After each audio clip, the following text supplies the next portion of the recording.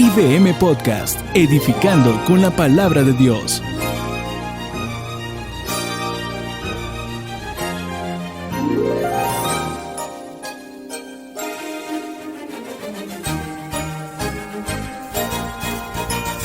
Que la paz del Señor Jesucristo esté con ustedes, amados hermanos. Les saluda el pastor Pablo Rodríguez de la IBM. Hoy en nuestra reflexión del podcast pastoral para esta ocasión, quiero hablarles del tema de la conversión auténtica, pero hoy haciendo un gran énfasis. La conversión auténtica involucra toda nuestra voluntad. Ese es nuestro tema para este podcast de esta semana y espero que tomes papel y lápiz para que podamos juntos recorrer lo que la palabra de Dios nos habla y nos dice en este texto maravilloso. Estamos en la primera carta a los Tesalonicenses, capítulo 1. Hemos recorrido lo que significa una conversión auténtica para un creyente. Hoy estamos hablando en el verso número 9, donde leíamos nuestra última oportunidad de la primera carta a Tesalonicenses, capítulo 1, verso 9, que dice: Pues ellos mismos cuentan acerca de nosotros, de la acogida que tuvimos por parte de vosotros, cómo os convertisteis de los ídolos a Dios. Y ese ha sido nuestro análisis del texto de la conversión verdadera. La palabra convertirse, que aparece en la primera carta a los Tesalonicenses, capítulo 1, verso 9, se está refiriendo a un verbo que marca un hecho que ocurrió en la iglesia de los Tesalonicenses.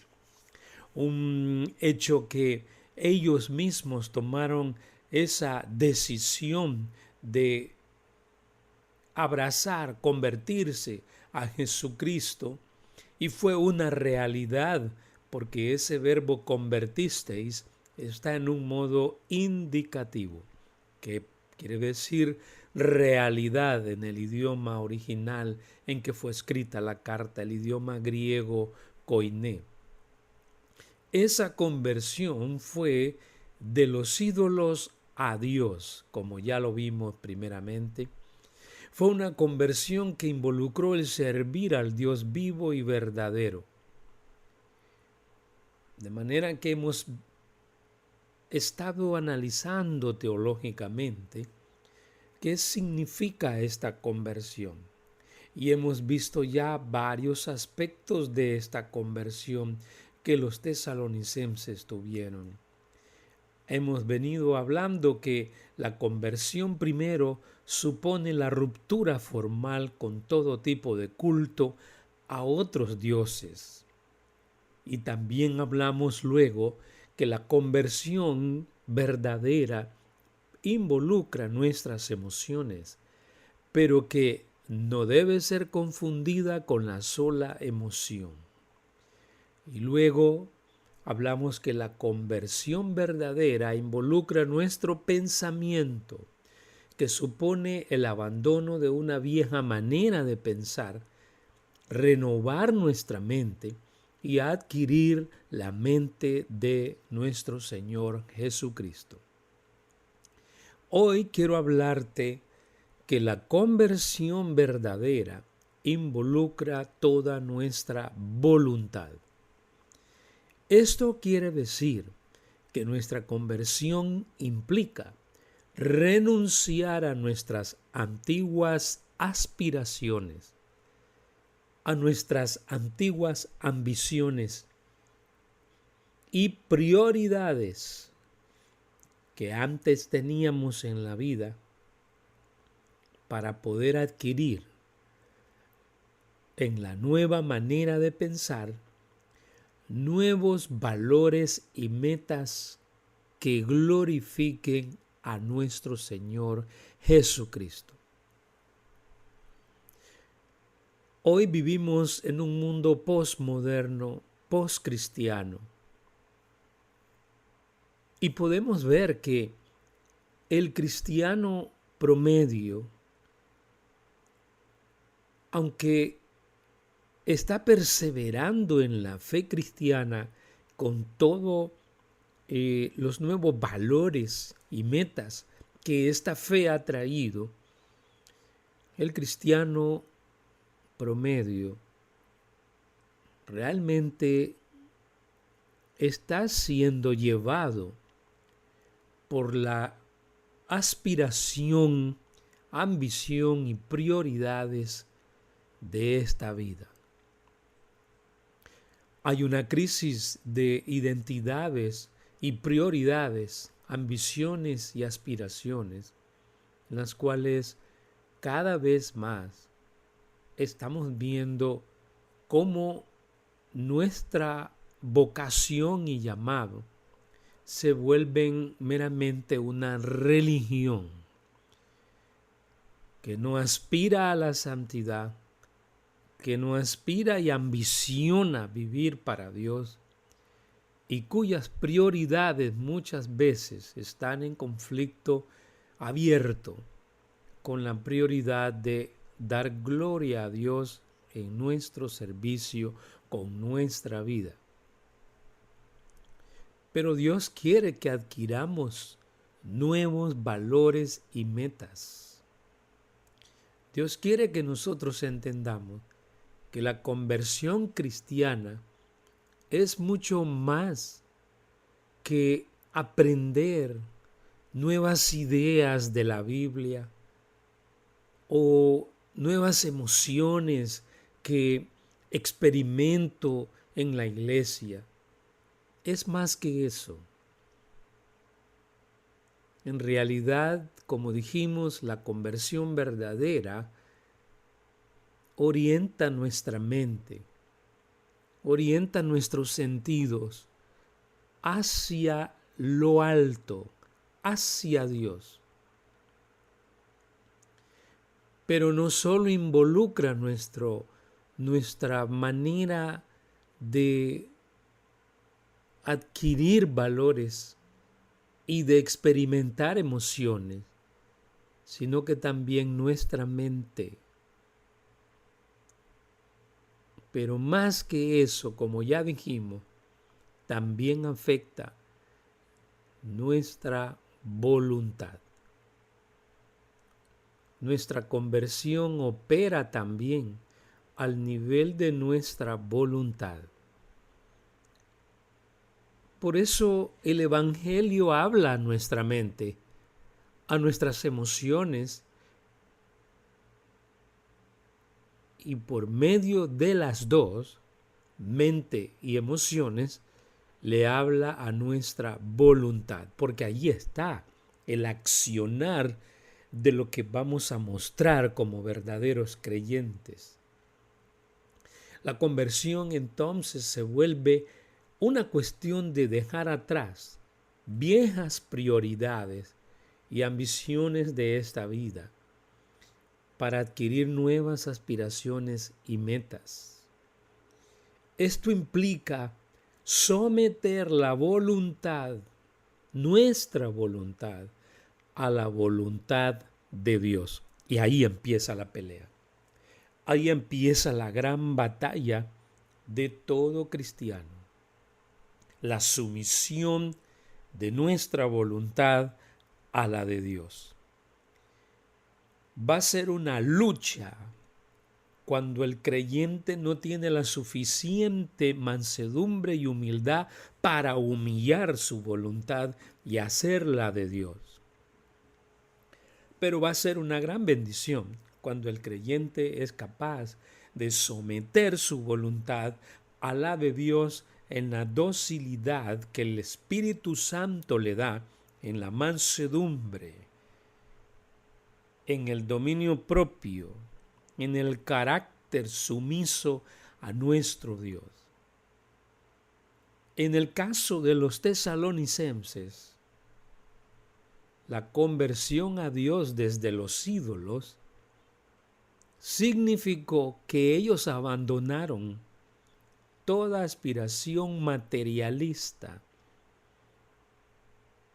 que la ciudad comercial de Tesalónica era una ciudad comercial muy próspera. Tesalónica.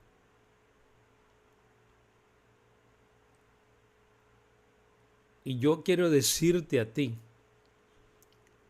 que los tesalonicenses y nosotros no nos distinguimos en nada.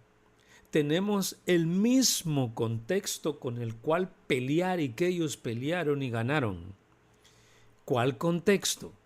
El contexto donde Tesalónica era una ciudad comercial próspera en la cual abundaba el dinero, había prosperidad económica, pero también habían fiestas como los bacanales al dios Dionisio, del vino, de la sexualidad salvaje, de la permisividad sexual que los dioses exigían, de las ambiciones políticas, porque Tesalónica era un centro de jurisdicción del Imperio Romano, donde se acumulaban tesoros para esta vida. Pero cuando llegó el Evangelio, todo eso cambió. Ellos tomaron una decisión de convertirse de los ídolos al Dios vivo y verdadero, para servirle a Él, como dice la primera carta a Tesalonicenses 1:9. Y desde el momento que usa Pablo el verbo servir, usa un verbo muy importante por servir. Servir ahí es el verbo griego douleo, que tiene un sustantivo doulos, que significa esclavo. Servir es un verbo allí en tiempo presente, en voz activa, en modo infinitivo. Significa que siempre en mi existencia cristiana, en mi responsabilidad y respuesta a la conversión a Dios, yo permanezco esclavo que sirve a Dios y que niega todo gusto y perverso de la sexualidad descontrolada que los cultos a los dioses exigían para los tesalonicenses y que hoy nos exige a nosotros una sociedad sexualizada depravadamente. También nosotros estamos sirviendo al Dios vivo y verdadero. Y cuando decimos sirviendo, servir, es que nosotros somos contrarios a las ideas, pensamientos, ideales, estilos de vida de esta sociedad pecadora. De manera que nosotros como cristianos estamos aprendiendo, estamos cambiando nuestra manera de vivir para poder adorar a Dios correctamente. Los tesalonicenses tomaron la misma actitud, dieron la espalda a esta cultura sexual y permisiva de todo lo que era un culto a dioses paganos que exigían vino, baile, sexo y amor a las cosas de este mundo. Nosotros también, igual que ellos, vivimos en una sociedad donde el éxito económico, fíjate lo que voy a decir y escúchalo bien, donde el éxito económico es el mayor ídolo de nuestra sociedad de consumo. ¿Cómo se llama nuestro ídolo? Éxito económico, que es el gran ídolo con el que luchan muchos cristianos. Quizás alguien pueda decir, pastor, pero Dios no quiere que nos vaya bien. Sí quiere que nos vaya bien. Dios quiere que aprendamos a vivir, dice la primera carta a Timoteo, capítulo 6. Dios quiere que aprendamos a vivir en una vida con piedad y contentamiento. Así lo dice la primera carta a Timoteo, capítulo 6, de los versos 12 en adelante. La primera carta a Timoteo, capítulo 6, 12 en adelante, dice así. Y fíjate, usa también esta expresión Pablo. Primera carta a Tesalonicenses 6, 11. Pero tú, Timoteo, estás al servicio de Dios, por eso aléjate de todo lo malo. Trata siempre de obedecer a Dios y de ser un buen discípulo de Jesucristo. No dejes de confiar en Él y ama a todos los hermanos de la iglesia. Cuando enfrentes dificultades, ten paciencia y sé amable con los demás. Eso en la traducción del lenguaje actual, que me parece más clara al sentido de lo que Pablo le quiso decir a Timoteo. Servir a Dios significará alejarse de lo malo, obedecer a Dios, ser un gran discípulo de Jesucristo, amar siempre a los hermanos y confiar siempre en Dios, amar a la iglesia, ser una persona que en las dificultades las soporta, las pasa y no pierde la amabilidad con las demás personas. Por eso es muy importante. No es el éxito económico lo que Dios espera de nuestras vidas, aunque Él nos bendice con trabajo y oportunidades legítimas para poder ver a nuestras familias caminando al sustento y a los propósitos de Dios mientras vivimos en este mundo. Pero obsesionarse con el dinero, obsesionarse con los estilos de vida de presumir una casa, presumir un carro, presumir lo material, va en contra de la conversión auténtica de la voluntad de un individuo. Nosotros tenemos una ciudadanía que está en los cielos. Y esa ciudadanía nos dice que en este mundo nuestra voluntad está para sujetarse a la de Dios, que nos pide, en vez de adorar el éxito económico, adorar a Dios. Adorar a Dios para acumular tesoros en el cielo, para involucrar mi voluntad en la extensión y edificación del reino de Dios. Por eso dice ahí, fíjate el verso 10 de la primera carta a Tesalonicenses 1:9. Dice después que Él les dice, para servir al Dios vivo y verdadero y esperar de los cielos a su Hijo, el cual resucitó de entre los muertos, es decir, a Jesús, quien nos libra de la ira venidera. ¿Qué quiere decir Pablo con esto?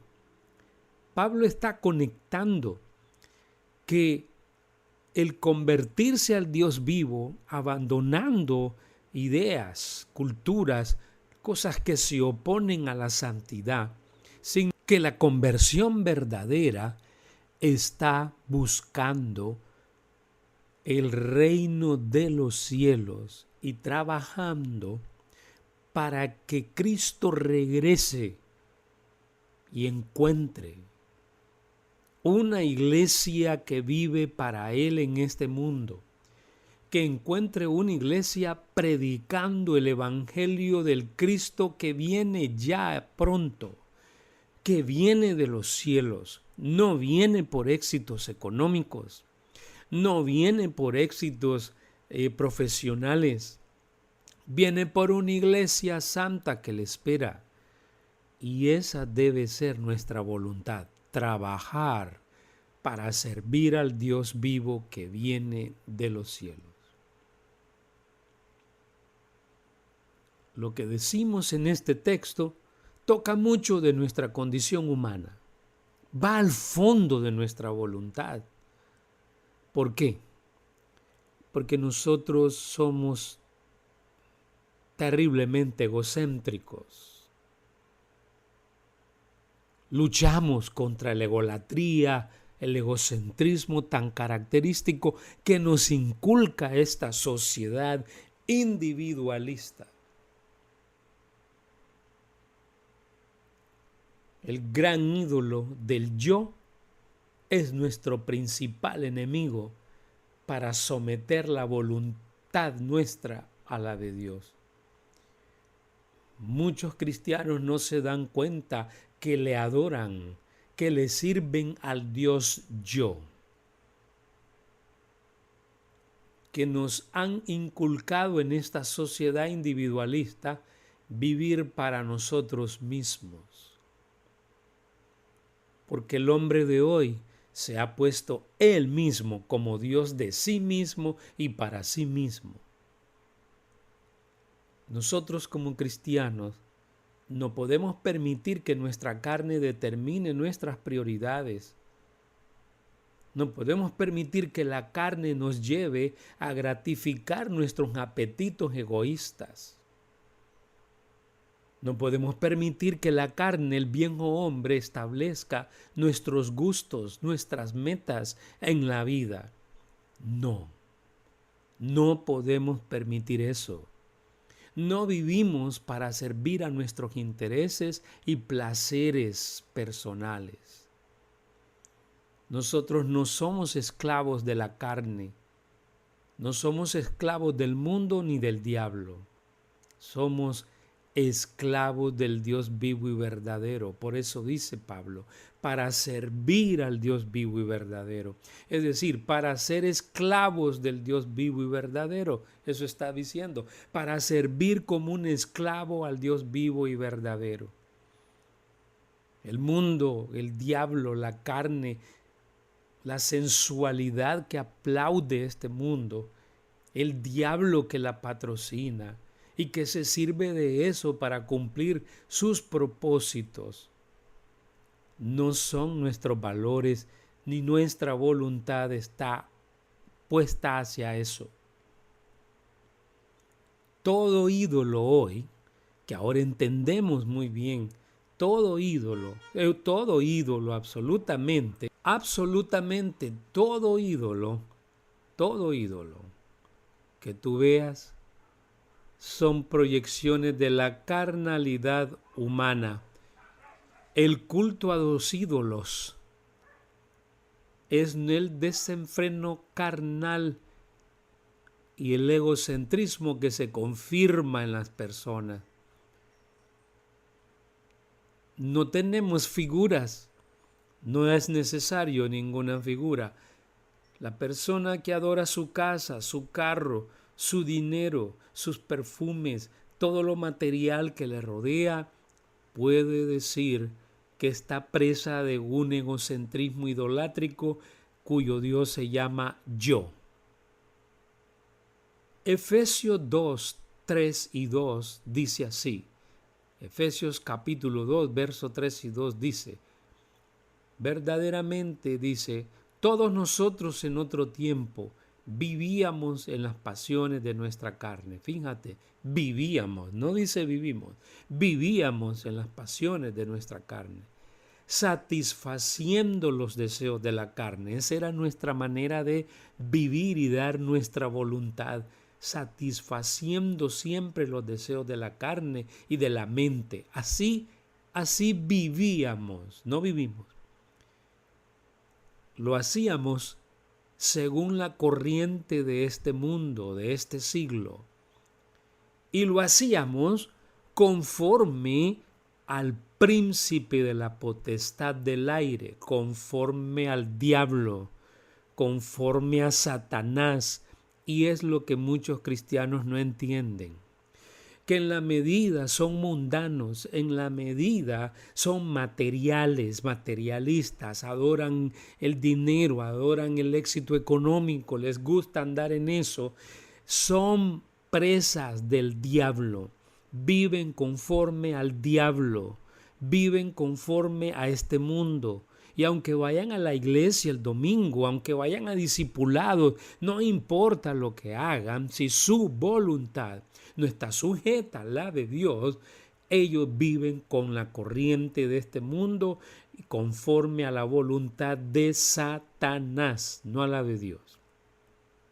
Es serio lo que el apóstol Pablo está diciendo acá.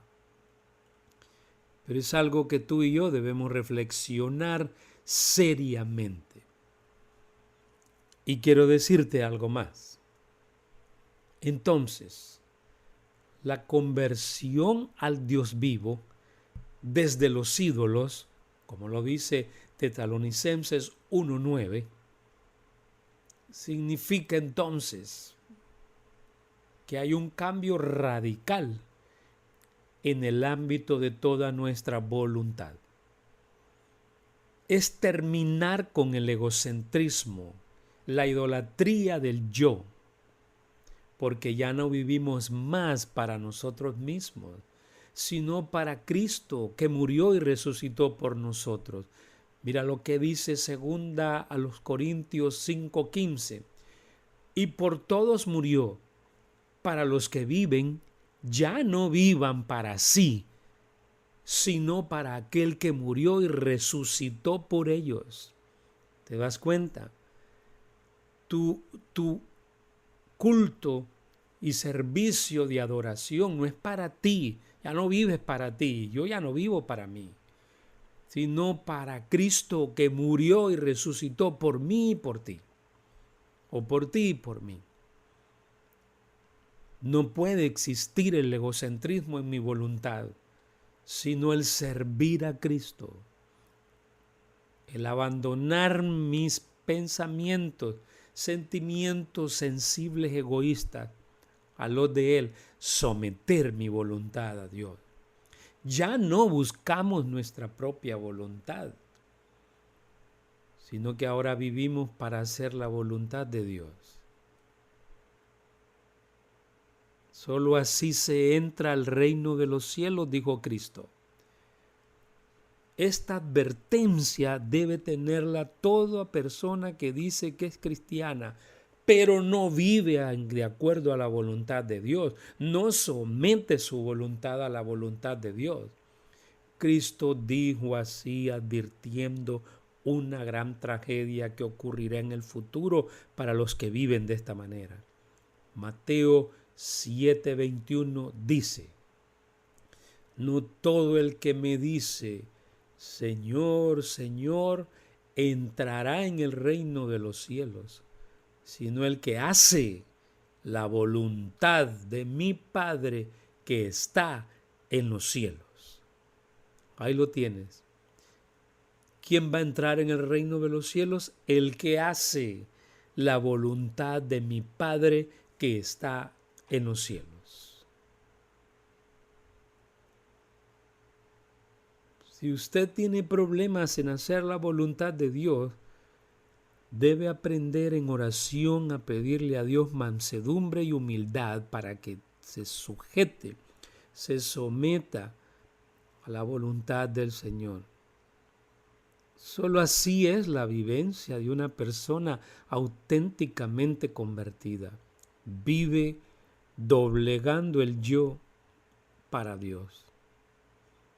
Ni tú ni yo podemos convertirnos al Dios vivo y verdadero sin someter nuestras voluntades a la suya.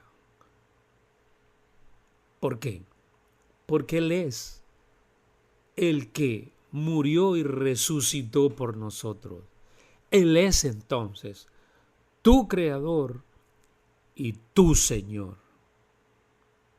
Somete tu voluntad a la de Dios y recuerda Recuerda, Cristo dijo, no todo el que me dice Señor, Señor, entrará en el reino de los cielos, sino el que hace la voluntad de mi Padre que está en los cielos.